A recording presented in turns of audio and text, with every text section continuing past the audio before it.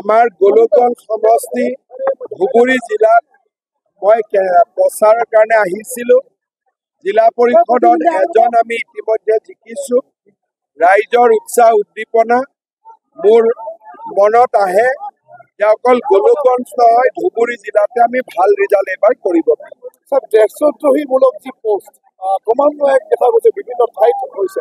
মইতো আজিয়ে কৈছো যে যোনে পাকিস্তান জিন্দাবাদ বা দেশদ্ৰোহী পোষ্ট দিব, আইনৰ ৰাস্তা দি গৈ সিহঁতৰ চবৰে ঠেং ঢালি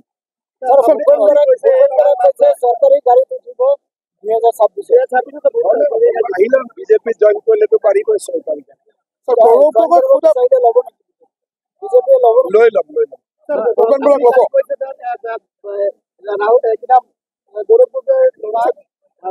নহয়, মই 100% কৈছো, গেৰেণ্টি দি কৈছো। গৌৰৱ গগৈলে আপুনি যিখিনি প্ৰশ্ন কৰিছে তাৰ উত্তৰ পাইছে নেকি?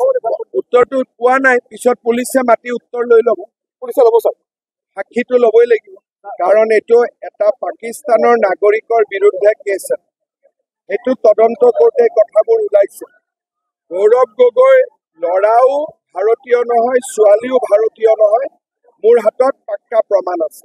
আৰু ল'ৰা ছোৱালী কেইটাই নিজেও নাজানে যে আমি ভাৰতীয় নহয়। দেউতাক মাকে কৰি থৈ দিছে কাম।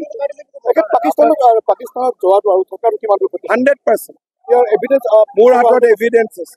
ইয়াৰ ভিত্তিত কিবা কৰিব লাগে, অবৈধভাৱে গৈছে। এতিয়া আমি চাই আছো 15 দিন কি কৰি আছিলে তাততো কোনো টুৰিজিম প্লেচ নাই, তাতেতো যি আছে সন্ত্ৰাসবাদীৰ আড্ডাই আছে। এতিয়া আমি চেষ্টা কৰি আছো যে 15 দিন কি কৰিছিলে, যোৱাটোতো 100% কনফাৰ্ম। দেশ বিৰোধী কিবা কাৰ্যকলাপত জড়িত আছে বুলি তাতেতো দেশ প্ৰেমৰ কোনো কামেই নহয়। পাকিস্তানত দেশ ভাৰত প্ৰেমৰ কিবা কাম হ'ব নেকি? পাকিস্তান হামলাৰ পিছতে ৰবাৰ্ট বাদ্ৰাই বিৰোধ মন্তব্য কৰিছে।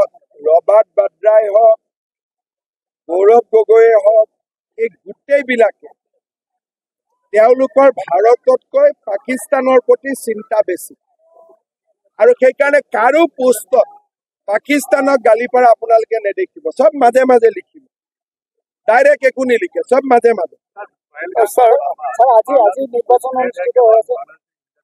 देखिए, बांग्लादेश मेरा नहीं लगता है कुछ कर पाएगा, लेकिन ठीक है, अगर कुछ करेगा तो दिखा जाए।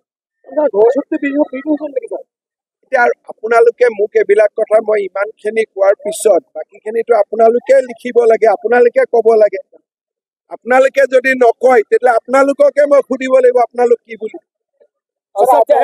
পেহেলগামৰ ঘটনাক লৈ ইতিমধ্যে কূটনৈতিক যিমানখিনি সিদ্ধান্ত লোৱা হৈছে ভাৰত চৰকাৰে লৈছে আৰু কাৰ্যকৰী আৰু যুদ্ধৰ যি সম্ভাৱনা দেখা গৈছে সেইটোতো মই ক'ব নোৱাৰো, কিন্তু মোদী ডাঙৰীয়াই যি কৰিব লাগে নিশ্চয় কৰিব। আজিহে যুদ্ধ হৈছে, বাংলাদেশ কিমান